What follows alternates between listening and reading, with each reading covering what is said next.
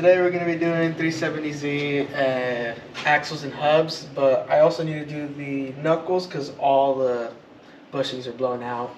So I found a better set that's good instead of pressing all them in. And also the upper control arms, because those are also really blown out. My wheels just go like this. I blow through axles left and right on it. So I gotta change it, but right now I have to take off my rear bumper because when I jack up the rear, it's gonna be getting close to the front. I don't want to damage the bumper. Yeah, this is your custom front bumper. Yeah, my one-off bumper. Yeah, Fernando actually made this bumper himself. Because isn't this the Nismo 370Z bumper that you infused into a 350Z bumper? Yeah. Forrest helped you make this bumper?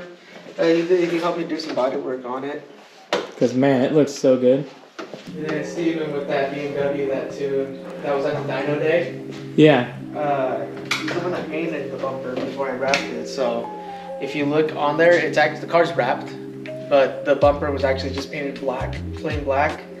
And the inside of the grill area has like a metallic red because it's just red engine bay, red wheels, red interior, and then the clear tails with the J-spec tails with the little red markers in it. So I was just like, I'm just gonna keep that for the red instead of all clear tail lights. Where I have the most space and I can see the most of the car. Yeah.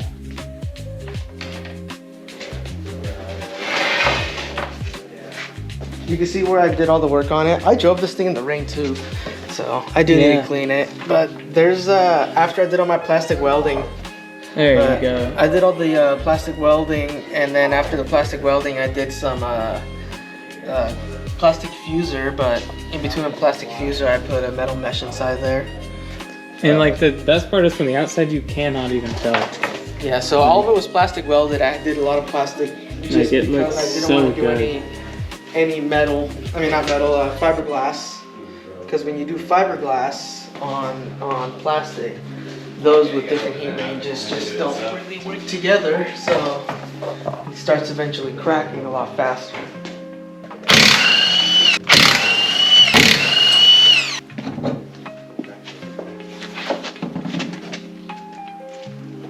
But these are almost done for too, because I'm pretty sure I DB'd that one.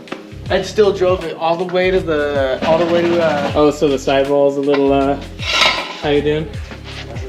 Hey there, little Yeah, oh yeah, look at that. It sure is.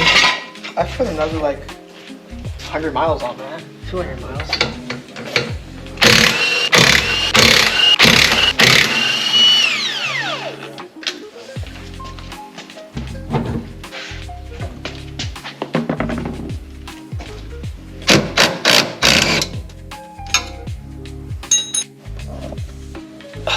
Yeah, that's all. Tight? Yeah, that's tight. When you need more torque, this is the best way to do it. Is that breaking the handle on the ratchet? Yeah. Where'd you get this ratchet from? Oh, Harbor Freight. Oh, she's going. She's going. Yeah, that's only one side too. There you go. Man, looks like it got easier there, huh? No, it's still a little No, I got it. Oh, sweet. One. You have a lower one too. So Fernando was taking his rear control arm off. Another problem. Yeah. Yeah. The inside of the threads for that are wrong. Wallered out. You know what? That never happened. Got her out, huh? Yeah. Got it out. All the bushings are all basically wearing out. You can see the rubber's finally starting to squeeze out of them. Yeah, so I got some newer ones. They're just lower mile ones that I'm just gonna slap in because I can't afford the Heim joints for it. So gotta do those. And the Heim joints are, for some reason, ridiculously expensive. My Atlanta alloy, you're gonna have to hold the camera if I'm gonna grab this thing. Goodness gracious. I didn't think it was fully loaded. Huh. It's a big... This part Yeah, it does. looks like a waffle maker. Little waffle maker spring holder. Oh, and I got new e-brake shoes. I mean, you have a hydro, so I just bought some power stop e-brake shoes for the 335. Hopefully that'll make it work a little bit better. Oh yeah? Open this real quick. Does it not stop the best? It's weird. You have to like preheat the e-brake. You have to like hold it for a second to warm it up, and then you could pull it and it'll lock. But if you just pull it, it will not lock. Weird. But if you warm it up first, it locks every time. So these are the 370Z hubs. So they're a lot beefier, a lot bulkier compared to the stock ones. Yeah. I mean, it's... So this is basically the same. Look at that thickness. Yeah, it's much.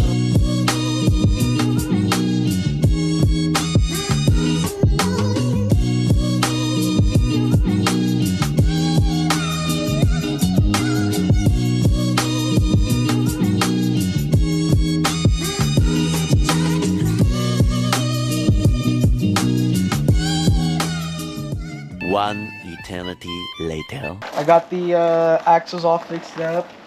So that's all done. There's just a little bit of noise that I need to figure out what it is, and I think I finally figured it out. So we'll get to that later. Today, we are changing the alternator because it is overcharging. I've gone through about 5 alternators on this thing, all from VatoZone. So they're not the most ideal alternators to have, but I got a good old AC Delco, the old GM factory stuff. I fixed the wiring issue that I had too. Turns out my cam sensor was never connected. Huh, how'd that happen? That's weird. I changed the harness on it. And when I changed the harness, before I put it on, I investigated it. And there was already cut wires inside it. And I fixed them. But when I fixed it, I used those heat shrink stuff that has a solder in the middle, and I never soldered the middle.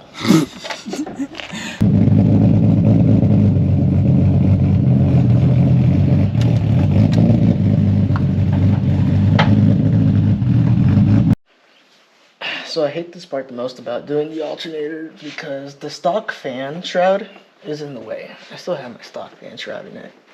I just have to take off the upper hose in order to take the fan shroud off.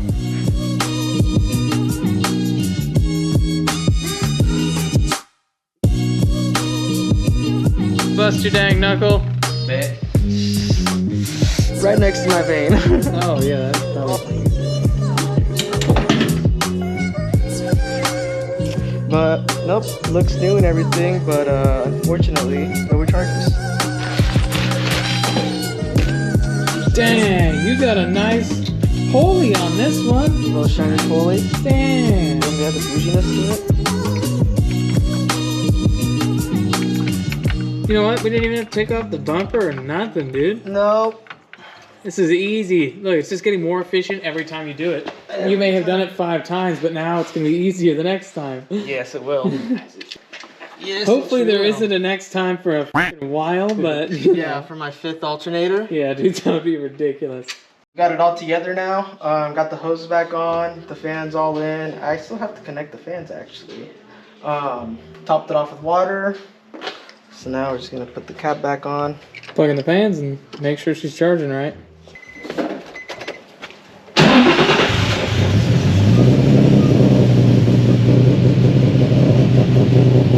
The check engine light's still on, but the battery light's not on anymore. Let's try resetting the ECU. How do you do that? You unplug the battery and you hold on the brakes for like a minute. So, it's still overcharging, and we couldn't figure out why. But my battery light is gone. It's no longer there because I had the battery light. It won't shut off or anything like that. So I'm just like, what the heck is this issue? I'm reading 15.5 volts on both my voltages. I have the factory one and I have a digital one in the back. And Kyle just had a idea of just disconnecting the battery and seeing what it's charging, and it just dropped 14.4.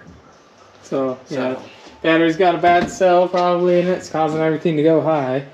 We should just exchange it because it's a new battery, and then see if the voltage stabilizes it's back less than down. a year old.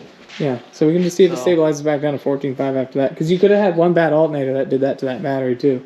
Yeah, that is very true. Because you said you've gone through 5 alternators. Yep. What was it? That's my 5th alternator, and then that's my 6th starter inside this.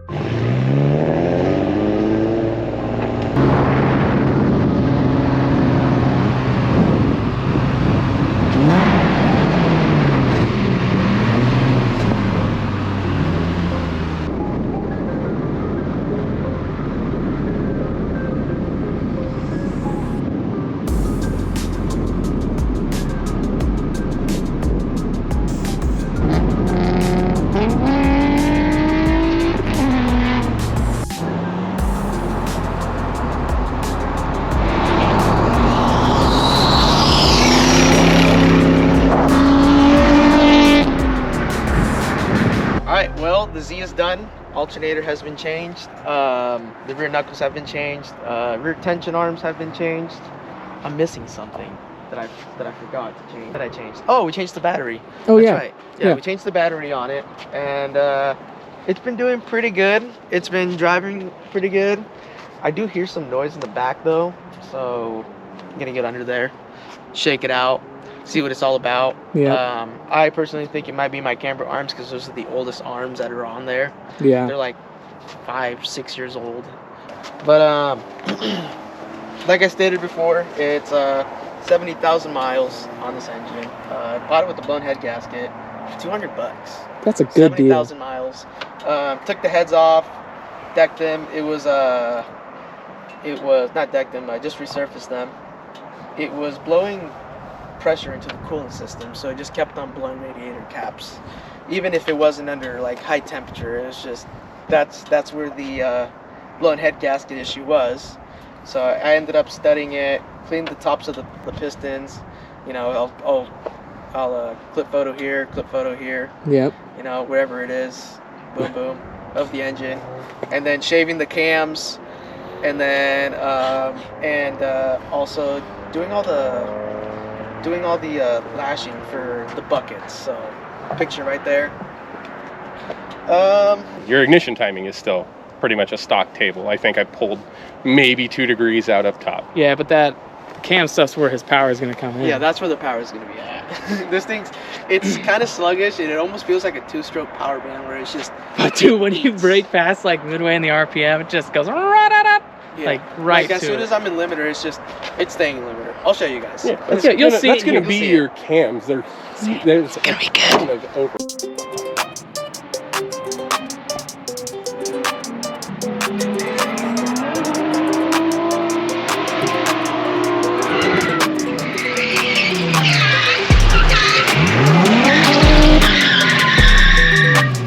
What's up, baby? What's up again? Watch use a shakedown.